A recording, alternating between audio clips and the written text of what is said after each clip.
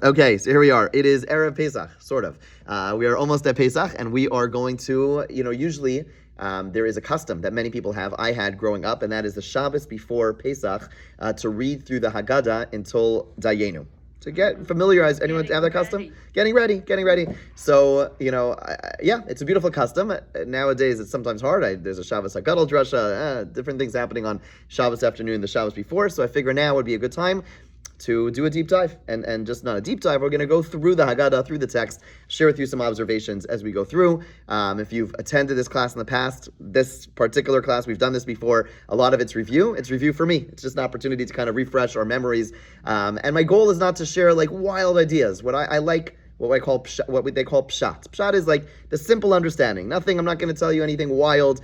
What does this mean? What do the authors have in mind? And we're really going to focus mostly, not entirely, but mostly on commentaries that go back to the Middle Ages. They're a lot closer than we are, and a much more similar milieu, thinking the way they thought, to the authors of the Haggadah. And again, my goal is for us to walk away with the pshat, the simple understanding of the Haggadah. So let's begin. We'll begin with the section of Magid, and that is on page 24 in the Art Scroll Haggadahs, if you're holding on to one. Okay, so page 24, and someone here be in charge of turning the pages. I'm going to be using my Haggadah, so just shout it out when I turn the page, okay? So do me a favor. Thank you, okay? So let's begin. The Haggadah begins, Magid, the most important section of the Haggadah begins with a phrase in Aramaic. We'll come back to why it's in Aramaic shortly, but let's just read it first. Ha lachma anya. This is the poor man's bread. Dachalu avasana va'ara de Mitzrayim, that our forefathers ate in Egypt. And I'll pause over here. One of the commentators quotes one of his teachers that he actually went, that he was once captive in an area near Egypt. Okay, he was once taken as a captive. Remember, keep in mind, back in the day, captivity was very common. We Baruch Hashem, thank God, we're living in a world where it is mind-boggling, and it is truly, we should be so disturbed. But back in the day, Jews were taken as captives all the time. Why? Because they knew that they would get paid nicely to ransom them. So there's a ton of literature about Jews being in captivity. When they would come to boats, they would take the Jews, not necessarily because of anti-Semitism, it was because it was lucrative. They would take the Jews as the pirates would come, they take the Jews as captives, and then they bring them to the next ports. Hey, we have a Jew here, and they'd usually pay a sizable sum to free them. So one of the Rishonim, one of the Avud Raham, quotes that from one of his teachers, or from one of the sages who was once taken in captivity near Egypt. And now if you have someone in captivity, it's a financial investment. Again, it sounds so terrible to be saying this, especially in the context of what's happening now. But what would they serve them to ensure that they didn't have to give them a lot of food?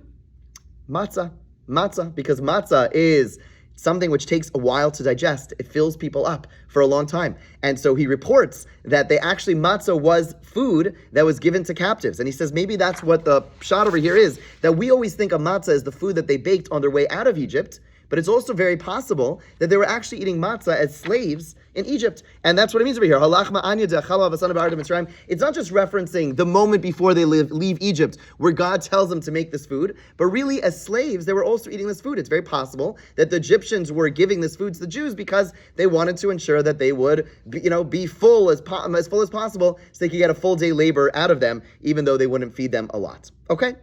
The text continues. Okay, so kol dichvin yesei v'yechol, anyone who is hungry, come and eat. Kol ditzrich, anyone who is in need, yesei v'yifsach, come and participate in Pesach. Now, this seems like a little bit of double terminology, but the commentators point out it's not.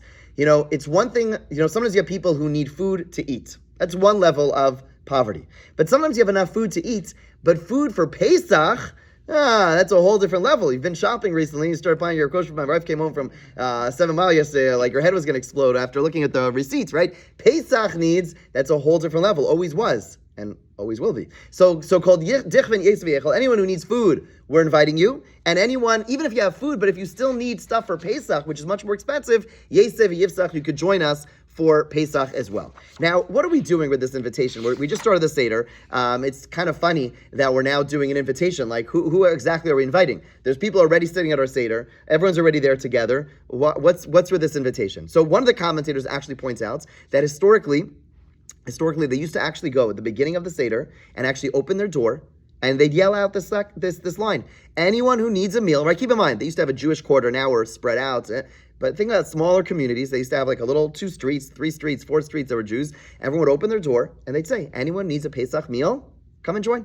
And people would come off the streets and join them. It was very nice. It was beautiful, beautiful. Waited out there to get an invitation. Yeah, exactly, and there are people who need, exactly. No, but that's exactly what happened. People would be waiting outside, waiting for invitation. People didn't have a place to go, which is gorgeous. Like you said, it's gorgeous, such a beautiful thing. And so it wasn't a joke. It was actually a very real thing that they would be inviting people to the Seder. Nowadays, we don't typically do that. Once in a while, I've been to a shul where there'd be people like waiting after davening on Pesach night, waiting for a meal, and that's, yeah. Wow. Yeah. Well, tell you very quickly, one time there was someone, we were at a shul in Toronto, and there's someone waiting, we're like, oh, this is it, fantastic, we're going to invite him. And then me and my brother were there, and we were going back and forth, should we invite him, should we not invite him? My mother, care if we bring up a stranger, does she have enough food? We're going back and forth, and ended up the rabbi invited him. It turns out he was like a missionary, but a Christian missionary. Anyway, it's okay. The rabbi was like the person in Toronto who argued, like that's his job, like to argue with missionaries. Then he ran out of the Seder at some point. Anyway, the point is, okay, that shouldn't scare you away. Invite people, yes, so it's a beautiful thing, and we hold on to it. Yes, granted, for us, you and me, right now, we're not going to open our door and say, anyone come in, right? But it certainly should remind us about, we leave it in the Seder to remind us of the fact that Pesach, that we spoke about this past Shabbos, the only way to celebrate Pesach is with others. It needs to be done, it shouldn't be done alone. It should be done with others, and therefore, even though practically we're not really inviting people anymore, but there still is value in recognizing that as we begin the Seder. Yes?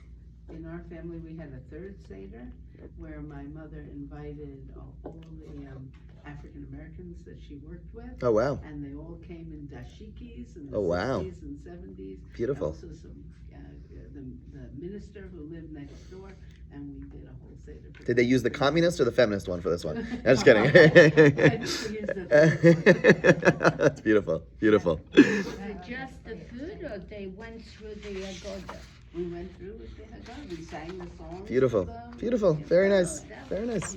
Beautiful. Beautiful. And Beautiful. You have a good, long-time memory of that. Yeah.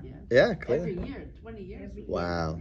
It's very special. They were looking forward to. It's not the Seder, it's a longer discussion. So it's Yom Tov, it's not the Seder. Yeah, Yeah, that's fine. That's 100% fine. No, I just want to know. It's a third, it's not. Yeah, it's 100% fine. 100%. Yeah.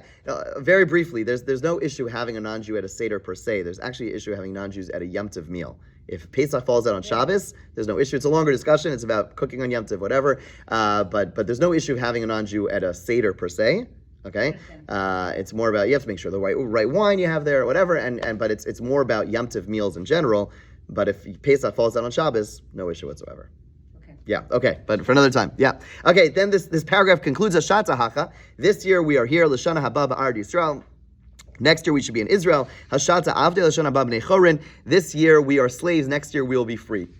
Why is that mentioned over here? We're going to say at the end of the Seder. Why do we say that over here? So some of the commentators suggest the reason we say that over here is because we're trying to make our guests feel good. It doesn't feel good to be a guest. It doesn't feel good to receive. It's hard, right? Independent. We like having our own, we are the, it's hard. It's hard to receive. So what we say is listen, it's true, you're my guest over here, but we're all slaves. All of us are in galus. All of us are in exile. None of us are really where we need to be, and therefore it's a way of comforting those who have just received the invitation, telling them, okay, granted, it's not comfortable, but it's not comfortable for any of us right now. We're all in the same boat. And really, it's such a beautiful holdover of something in the past, really reminding us about the importance of having others at the Seder, importance of the sensitivity that we need to have for guests.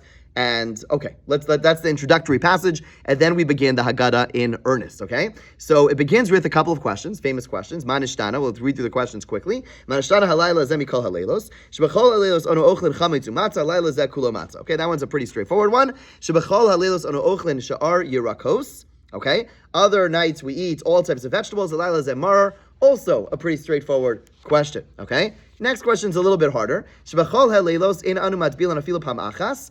Normally, we do not dip even once. Okay, on this night we do dip twice. Now, let's ask a question. Do you really not dip? I don't know about you. I don't know. My wife cuts up like little vegetables. We dip. I don't know. I don't know. Do you never dip? You don't dip. Okay. It's not a European thing, right? But it's like, whatever. It's a modern thing. People have like dips and they put their vegetables in whatever it is. So what does this mean? And the truth is, in the ancient world, they also dipped. Dipping was actually quite normative. So the commentators point out that Vudraham again suggests that the idea isn't why do we dip in general. The point is, why are we dipping before? Normally we dip as part of the meal.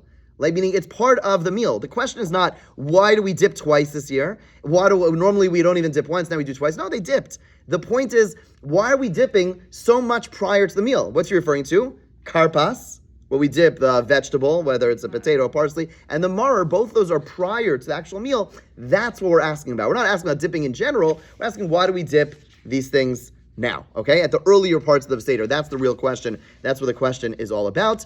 Okay, Okay, let's go further.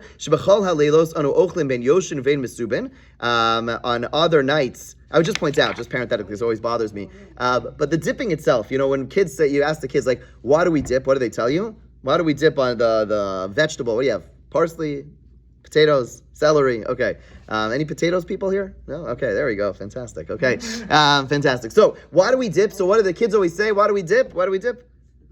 The salt water for the tears. The commentators, so the early commentators point out, the real emphasis is on the vegetable, okay? And maybe we'll have time to come back to it. Salt water was just the typical, that's how they ate vegetables. Nowadays we have dressing. Back in the day, they didn't have dressing. So yeah, it's like vinegar. Basically, was their dressing. Nowadays, I don't know if you've been to 7 Mile recently, they have like 4,000 kosher, what do they call it? Salad mates? Is that what it is?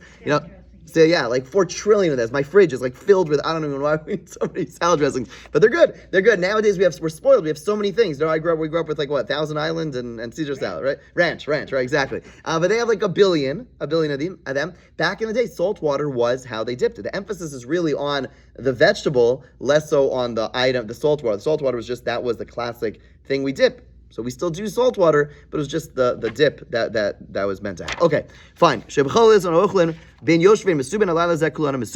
On all nights we eat both sitting and reclining. Keep in mind, back in the day, reclining was somewhat normal. Nowadays, we recline. Now, we just asked 4 questions, and I've shared this with some of you in the past. It's such an important observation. Rabbi Yosef Tzvi Rimon, he has a beautiful Haggadah. It's my favorite Haggadah. If you don't have it, you should get it.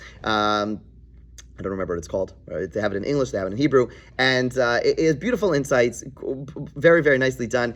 And one of the observations he makes in the beginning of the Haggadah is the structure of the Haggadah. We call it the night of the Seder. Seder means order. Okay, but if you ever pause and read through the Haggadah, it seems like the most disorganized piece of work ever. It's like all over the place. This now, like, why? What's going on? And he has a beautiful chart in the beginning, which shows that there is actually a brilliant structure to the Haggadah. And the structure it goes like this: question or questions, answer, praise. Okay? And that takes place 4 times within the whole section of Magid.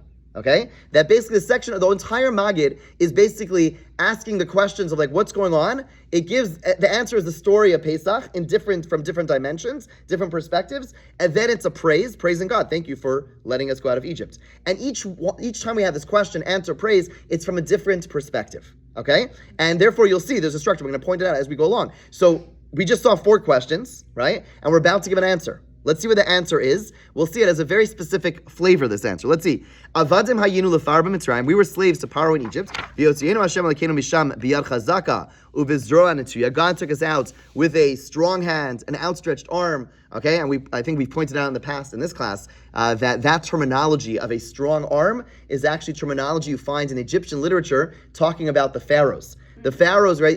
This terminology of an outstretched arm throughout Tanakh, it's only found in the context of Egypt. And the question is why? So Professor Berman, I forget his first name, he has Joshua Berman, points out that he suggests that this is what we call cultural appropriation, in the sense that God is saying, you the Egyptians, if you look at ancient Egyptian lore, you the Egyptians are calling yourselves a strong arm. God says, I'll show you a strong arm. This is the strong arm. And that's why specifically there, when God says, I'm going to smite the Babylonians and no mention of strong arm. It's only here. It's a way of saying, you have a strong arm, I have a strong arm, says God. And that's why, that strong arm is mentioned. Okay, so let's pause over here. What type of servitude? We're saying the story of Yetzias Mitzrayim. We were slaves, and then God took us out. That very much focuses on the physical slavery, and God took us out. It's a story about, which is a true perspective of Yetziat Mitzrayim, of the Exodus, which is, we were slaves, we worked hard, and God took us out. That is all about physical redemption. As we'll see soon, there are different perspectives, right? You could also tell over the same story and say, we were illiterate, we were devoid of God, and then we eventually came close to God. Is that also the story of the Exodus? It is. It's just from a different perspective. So in this first telling, the story is really about our personal physical slavery. It's very much a physical story, and God redeemed us. Okay? That's section number 1. We're not done yet. Let's just finish the paragraph. The ilu lo hotzi HaKadosh Baruch Hu zavasinu Mitzrayim. Had God not taken us out of Egypt, Hari anu uvanenu v'nei vanenu mishbadim hayinu l'far Mitzrayim. We, our children, would still be enslaved to Paro. Some of the commentators question this: is this really true? Would it really be slaves?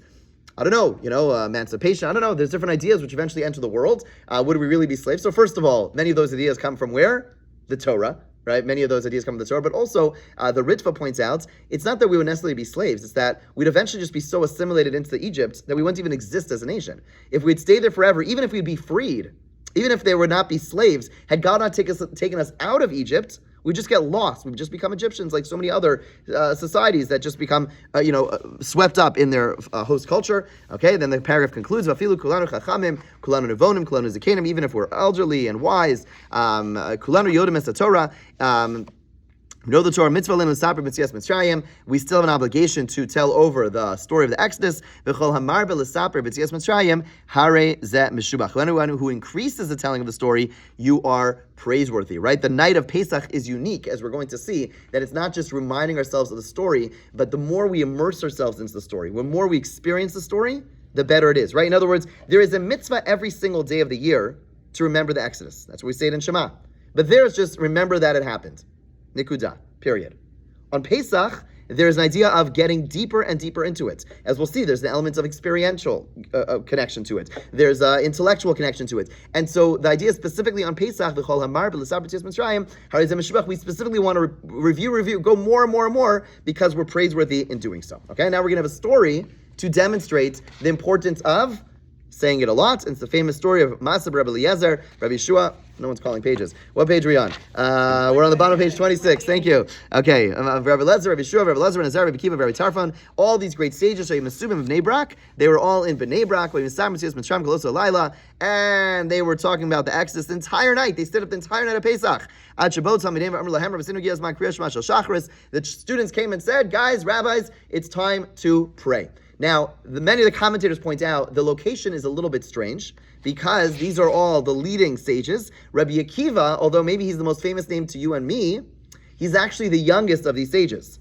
He's the one who lives in Bnei Brak. None of the others live in Bnei Brak. All the others live, so he's the youngest. Typically, you don't go to the youngest person's house. The younger one goes to the older person's house, certainly in Judaism, right? We respect our elders. Why are they all at Rabbi Akiva's house? And the commentator, one suggestion, there's many suggestions, one suggestion is that, keep in mind, they lived during a very dark era, these rabbis. They lived during the Roman oppression, and if you go through each person's city, one of them lives in Lud, one of them lives in this, each of those were major cities. Bnei Brak was nothing. Bnei Brak was a tiny little city. The other cities were major ports, were major places of commerce, and there you had much stronger Roman oppression, and they were unable to celebrate Pesach in their home city.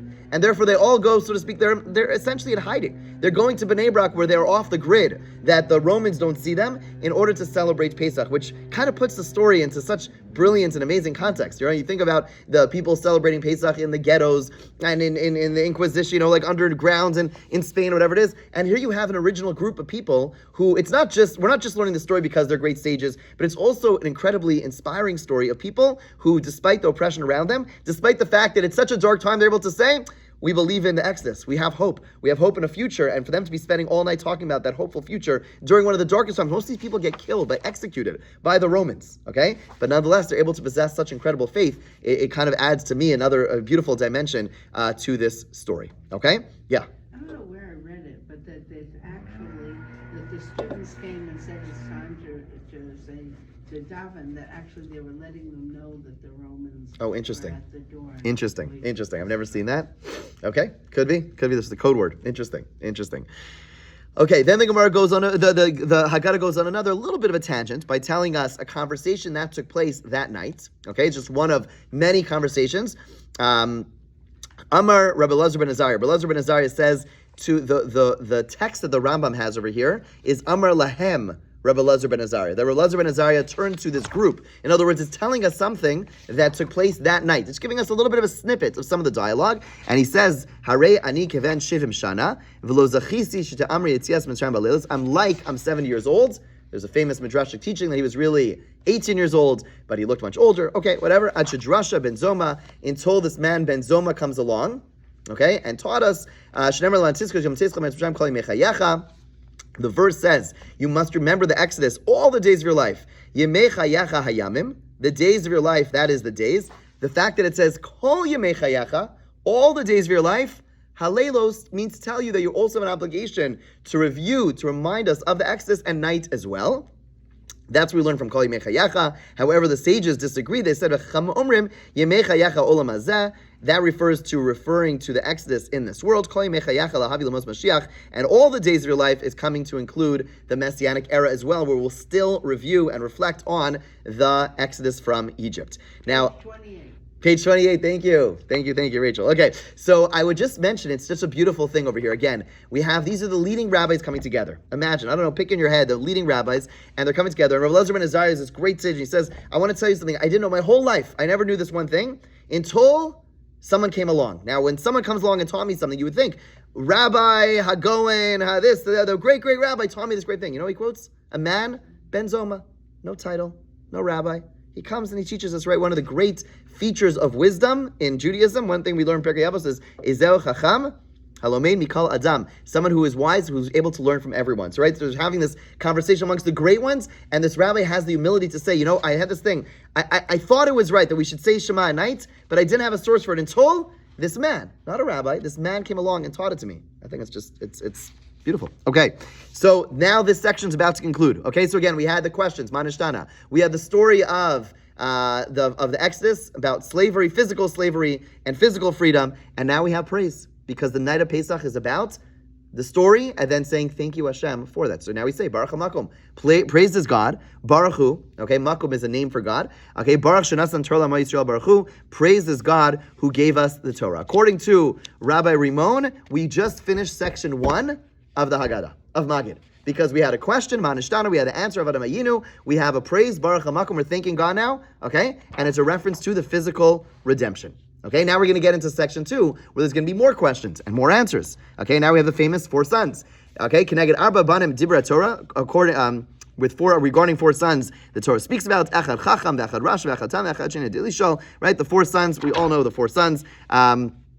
We're going to pick up the pace a little bit. I'm going to skim a little bit, not read it, just because we want to make sure we cover some ground.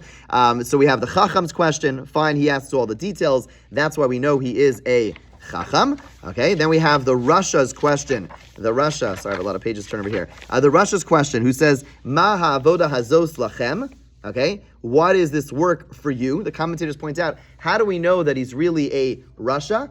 Okay, so some say because he says, what is this work to you? But the truth is, if you look in the text, it actually, there are other places by the Chacham as well. He also says, lachem, to you. So that's not the point. It's not because he says to you. He's turning to his parents and he's saying, hey, what is this for you? I don't know what this is.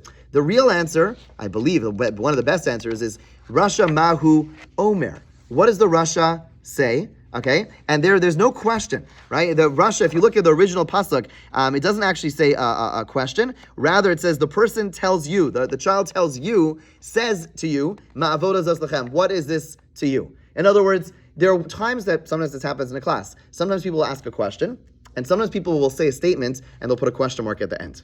Right? There's a big difference, right? If you're listening, sometimes people just want to say something, but they're not actually asking a question. They're making it as if they're asking a question. So the Rush over here says something, even though he poses as a question, he's just making a statement. He's not curious. Without that curiosity, we have nothing, okay? He doesn't have a thirst for knowledge. He rejects it entirely. He's just making a statement, a comment. He's not actually interested in learning more, okay? Says the Haggadah further, lachem v'lo, right? He says to you, not to him. Kafar be'ikr. He wanted nothing to do with it, and therefore he is like rejecting everything, okay? And therefore, hake eshinav. Okay, so the commentators explain, don't mean literally, doesn't literally mean to punch the child, but rather, as the pasuk, as it continues, you speak harshly to him. Sometimes it's appropriate to speak harshly. Okay, then we have the tam, we have the she'enu dea lishol. All of them have their questions. So again, now we all have questions. So we're up to section 2, and there are questions. So now there has to be an answer, right? Before we get to the answer, though, there's a little bit of a tangent, I would say. Yachal mirosh chodesh, you may think that you should start giving the answer already from Rosh Chodesh Nisan, which was this past Tuesday.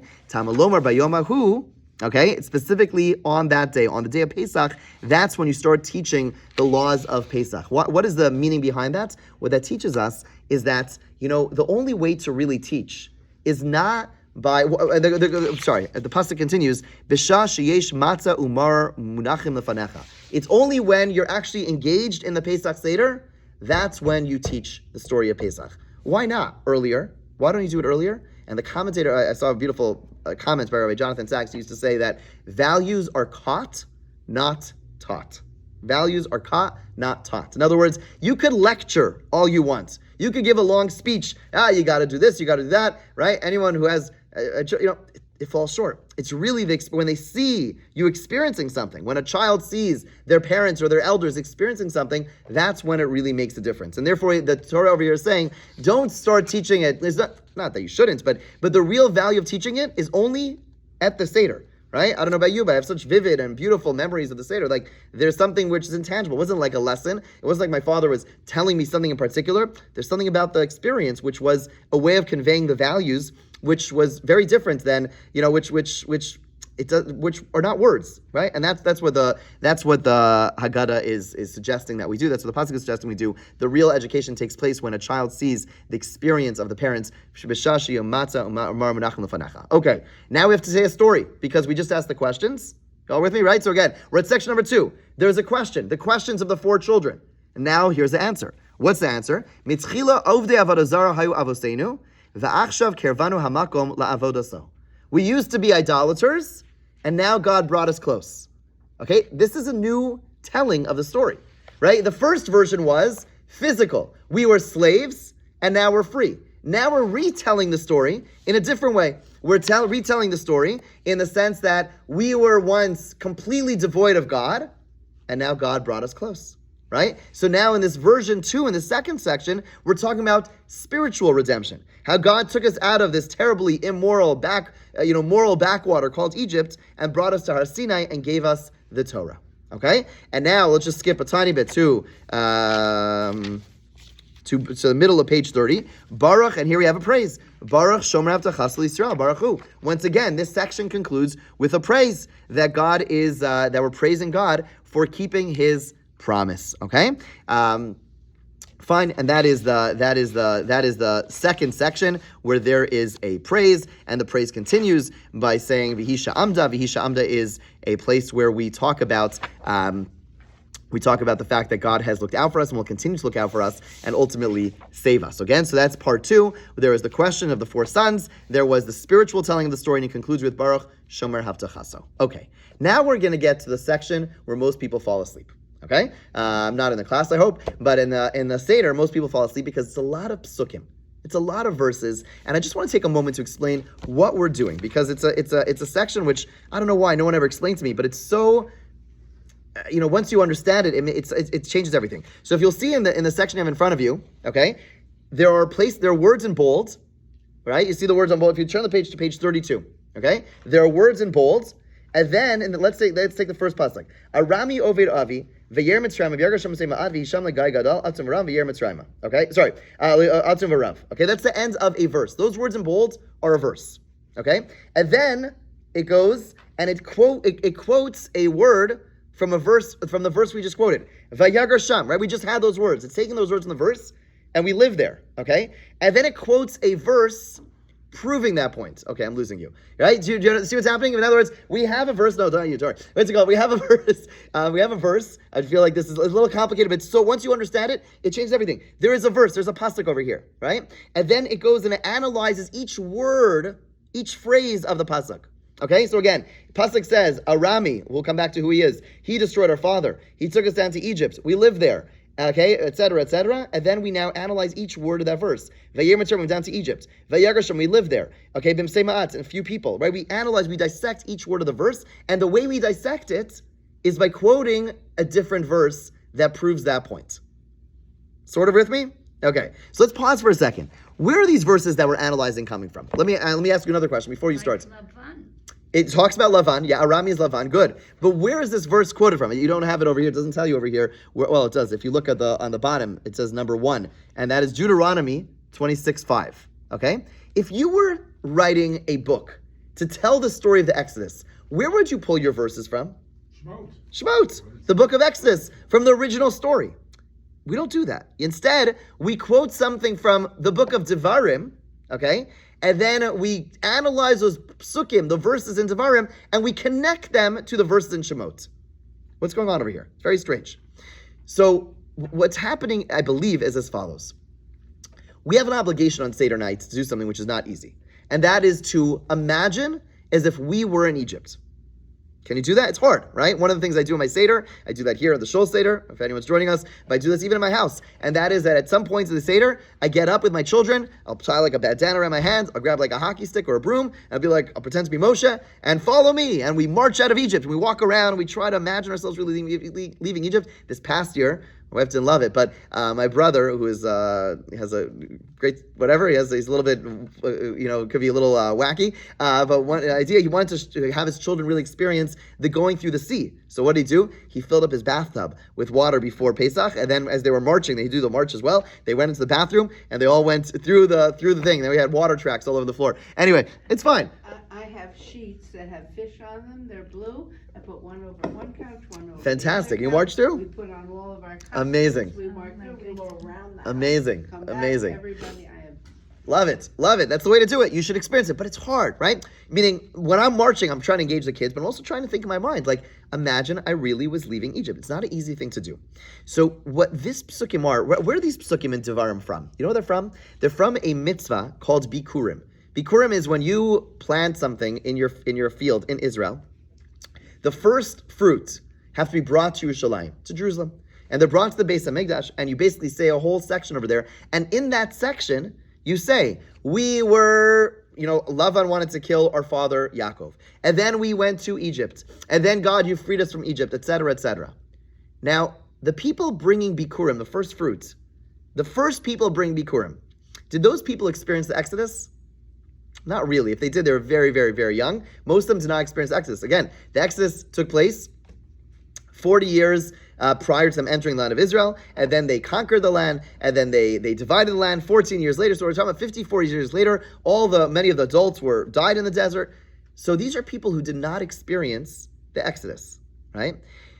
They are going ahead and saying in the first person, we left Egypt, right? They're the first group of people. They're the first group of people who are acting as if they left Egypt, right? And so it's a model for us who are living thousands of years later to say, look, just like those people are acting as if they themselves left Egypt, we're going to connect ourselves to them. And if you look at what the Haggadah does for us, it does something so beautiful. It shows the links to the chain. It quotes what the people who didn't experience the Exodus, what they said, and it shows how it connects back to the earlier story in Exodus, in the book of Shemos. In other words, it deliberately does not take the psukim from Shemos, because the psukim of Shemos are when it actually happened. What we're trying to do on Seder night to say, even though it didn't happen to me, it's as if it happened to me. So who's our model? Our model is the first group of people who did not experience Yetziat Mitzrayim, the Exodus, and showing how their story, how they were able to connect themselves to the story from those before them. That's why we have these psukim, and that's why this strange, this whole section is so funny and so strange, but it's deliberate. It basically is showing us how we could be like them, and through us connecting to their story, they connected the story before them, and that's what we do. We connect to the story of our parents, and the parents before them. That's the idea behind it.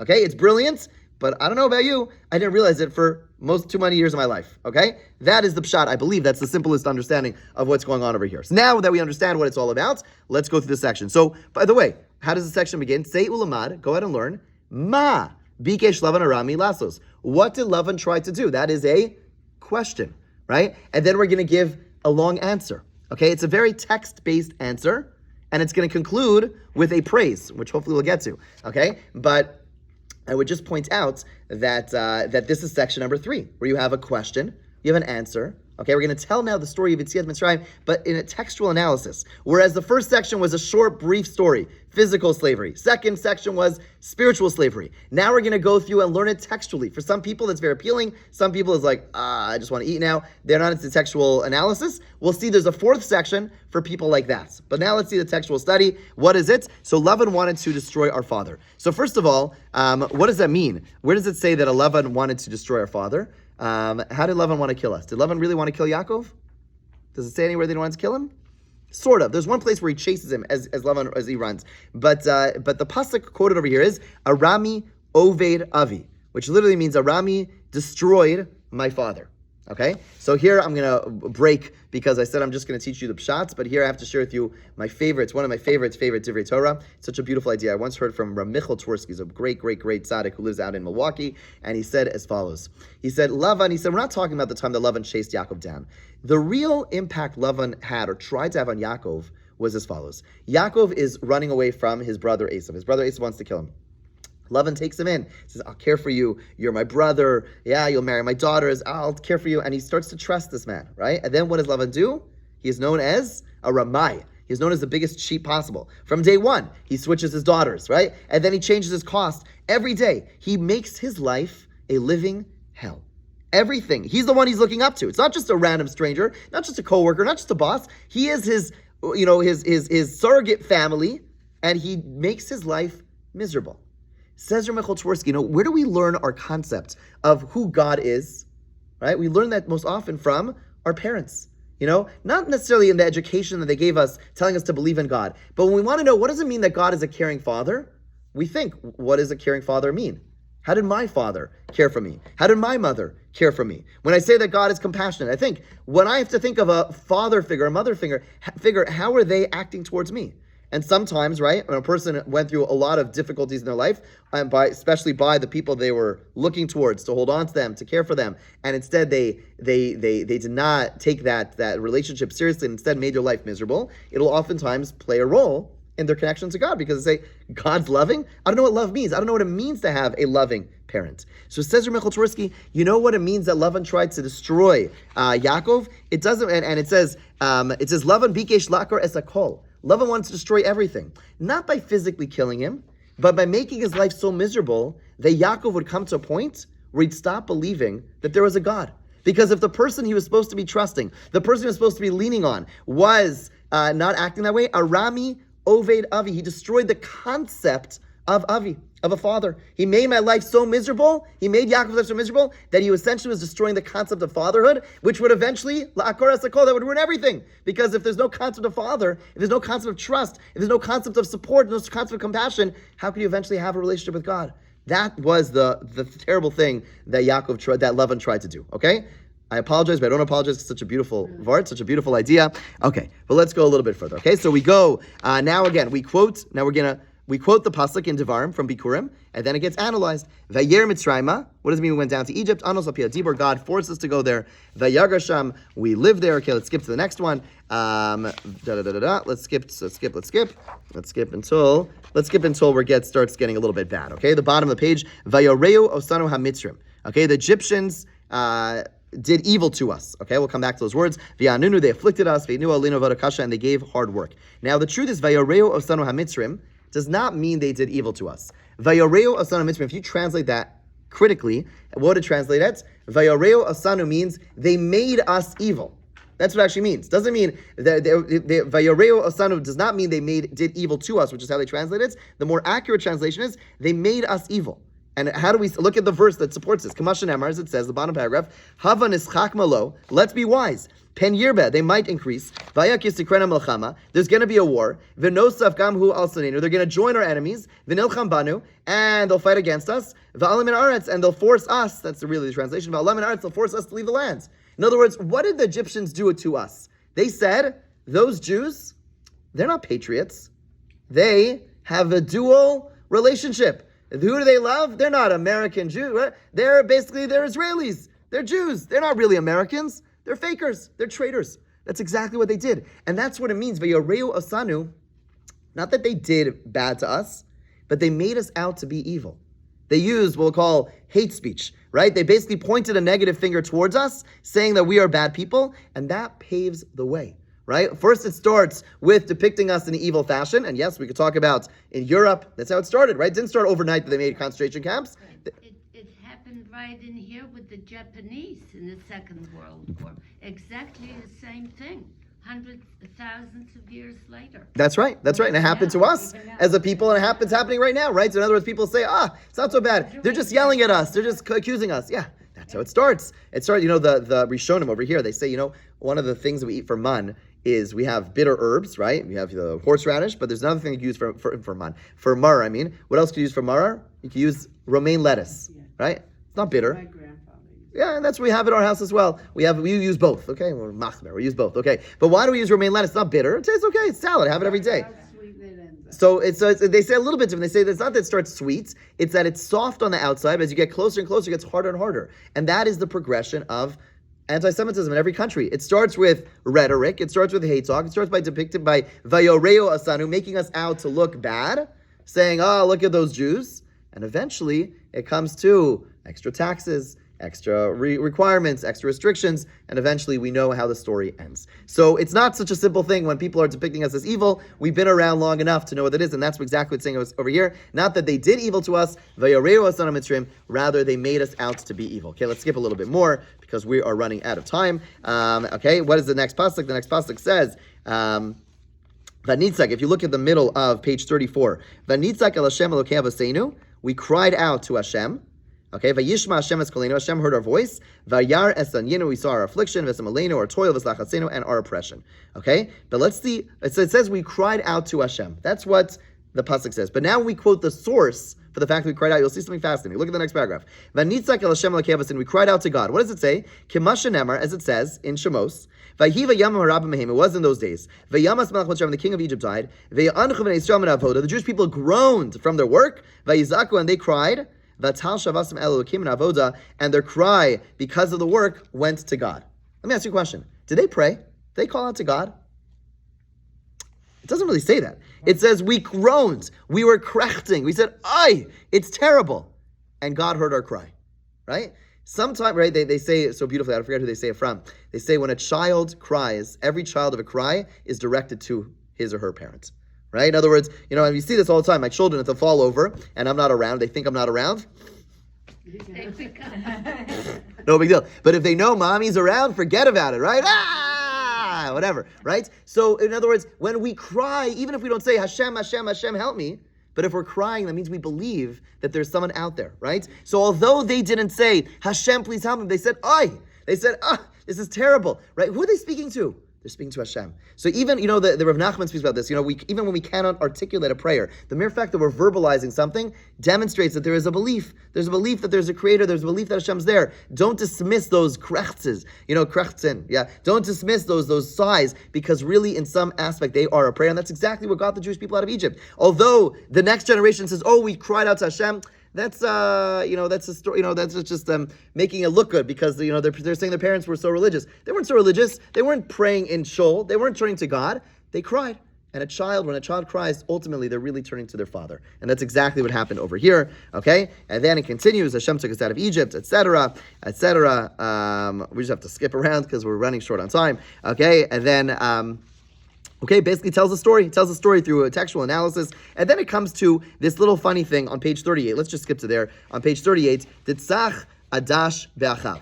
Okay? Famous, right? The acronym of Rabbi Yehuda, who goes ahead and says, Dam, Tzvardei Akinim, you put them together, it's Titzach, etc. You have these acronyms. What's the big deal? Is this brilliant that we need to include this? It's not exactly so exciting. Why do we need this mnemonic over here? And the commentators point out, if you look at the text, we can't do this together right now because we don't have the time, but if you look at the text, the way the makos work are actually in three groupings. It's not just 10 makos, right? There's actually three groupings. You'll see that Moshe and Aaron come to Paro and give him a warning before one makkah, give him a warning for the second makkah, and then the third one happens without any warning. Okay? And each time in those warnings, he explains, why are these makos happening? Why are these plagues happening? And he explains, because God wants you to know that he exists. That's what it says the first time. And then the second time it says, God wants you to know that he exists and he's in the land.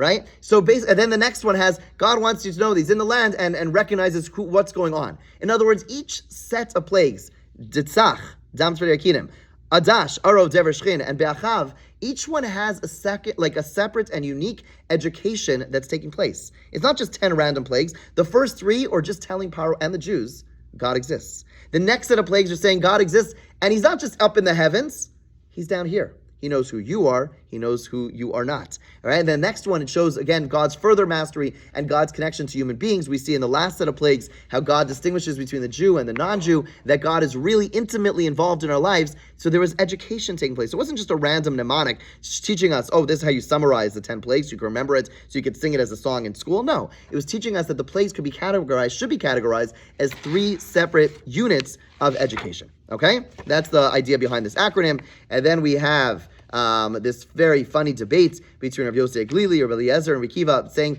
how many plagues were there at the sea? In other words, we know there are 10 plagues, and then at the sea, our commentators point out that there were many more plagues. What's that all about? What's that all about? It's different ways of understanding it. Some understanding showing us how much God cares about us, but also showing us, as some point out, how blind people could be. They could have turned around. Until they drowned. They could have kept on turning back. But, sometimes, God hit them over the head once, and then Makkah 2, and then Makkah 3, and then Makkah 4, Makkah 5, and then at the sea, hundreds of Makkos, terrible, terrible things, and they could have and should have turned around, right? We have a tradition that one person did tshuva at the sea. You know who? Paro. Okay, we have a tradition that Paro did tshuva, repented at the Yam Suf, and he actually became the king of a city called Nineveh. Okay, the city of Nineveh. It's a whole long story we're not going to get into right now, but there's some textual supports for this, which is a whole discussion to its own. But the point is, no one else did. Everyone else, you basically, and we could laugh at them and say, oh, those dumb Egyptians, no matter how many times they got hit in the head and hit the wall, they kept on going forward with their stupidity. We do it all the time. We all have our own, shortcomings, our own flaws. We say, why do I keep on doing the same thing over and over again? But we don't stop. And we say, I got to stop. We don't stop. We don't stop. We don't stop. We don't stop. It's perhaps a personal reminder about the amount of times that we do things which are not so great. Okay, how's this section ends with our favorite song, Dayenu.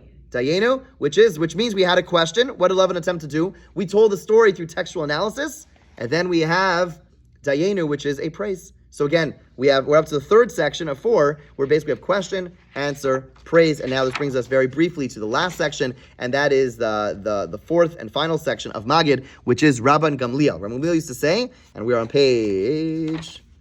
bottom of page 42, Rabban Gamliel used to say, whoever did not say these 3 things on Pesach did not fulfill their obligation. What are those 3 things? Pesach, matzah, and marar. Okay, and then look at the text. Pesach, al shumma. Why did they eat the Korban Pesach, right? You see, once again, you have questions, right? The whole way of the Haggadah is questions, and then it gives an answer. Because the fact that God jumped over our houses, great. And then matzah, why do we eat it? Al shumma, again, question. We give an answer, we tell the story. Marar, why do we have marar? Okay, because of the fact that the Egyptians embittered our lives. Now, what happens during the time that we state these questions and answers? What are we supposed to do? We're supposed to point to the different foods. Now, with the Pesach, unfortunately, we don't have a Korban Pesach. We don't have a Beis HaMikdash. But with the matzah and the maror, we point to it, right? So this is, nowadays this is very normal. But back in the day when you and I were growing up, we typically had a teacher just lecturing from the front of the classroom, right? Then they realized some people are not so good at learning by talking, so they started putting things on the chalkboard, right? As they would talk, or they have slides to show the different things, right? But the point is that but there's also another way of learning, which is called experiential learning, right? There's audio learning, visual learning, experiential learning, where you have different props, which kind of make things come alive. And that's what the Seder is doing at this point. We just had the whole textual analysis. Not for everybody. Not everyone could sit there and delve into the text and discuss and analyze. It's for certain types of brains, not for others. And therefore, this last section is another way of engaging people, not by lecturing and talking, yada, yada, but rather by saying, hey, look at this matzah. This matzah tells a story. Why do we have the matzah? Because of this reason. The maror, look, touch, and feel, and smell the maror. It's here. It's basically telling a story in a visual, experiential fashion. It's another way of telling the story, and this section, of course, finishes also with a praise, which is Lefika Chanach Chayavim, Lefika Chanach Chayavim Lahodos, and we basically say a praise. So that's this fourth section, where once again we have question, answer, praise. I'll just finish with one final thought, and then we'll call it a day, and that is that the order over here of these 3 things are kind of funny. If you were Rabban Gamliel, right, the sages were not they were very particular. If you were Rabban Gamliel, what should the order of matzah, marar, Pesach be? What's the Matzah first. matzah first? I think so because that's when they went out of. No, No, first they took the Pesach. Pesach. Pesach. First they took the Pesach. No, first Maror. Life was better. I'm with Rachel on this one, right? First, life was bitter. Right. Then we had matzah in Egypt, maybe the Korban Pesach. We could argue Pesach and matzah. I'm not sure, but Maror certainly should be first, and then it should be Pesach matzah, matzah Pesach. But Maror over here is last. Kind of funny, kind of strange. So I'll just end with this, and that is an idea that Rabbi Michael Twersky's brother, Rabbi Avram Twersky, the doctor, Rabbi Avraham J. Twersky, suggested, and that is that sometimes when we're in a difficult situation, we're sometimes so consumed by it that we can't create any meaning in that situation. You know, there's this lofty idea that Viktor Frankl, is famous for, man's search for meaning, that, he was able, in Auschwitz, he was able to find meaning in what he was going through. That is incredible, but it's not so simple. For most of us, when we're in the situation, our goal is just get to the end, right? I'm in a terrible situation, whatever it might be, I just need to get through it. But then after we get through it, it's incumbent upon us to reflect, to say, hey, what did I just go through? And what did I learn about myself, about the people around me, about God, right? We need to then, after we experience it, go back and learn and grow. Right? One of the reasons we're supposed to review Yetzias Mitzrayim is not just because God took us out, but also, over and over again, the Torah talks about how kind we have to be to the stranger, to those who are knocked down, to those who are not cared for. Why? We say we're supposed to learn from our negative experience of what it was to be a slave in Egypt and to grow from that.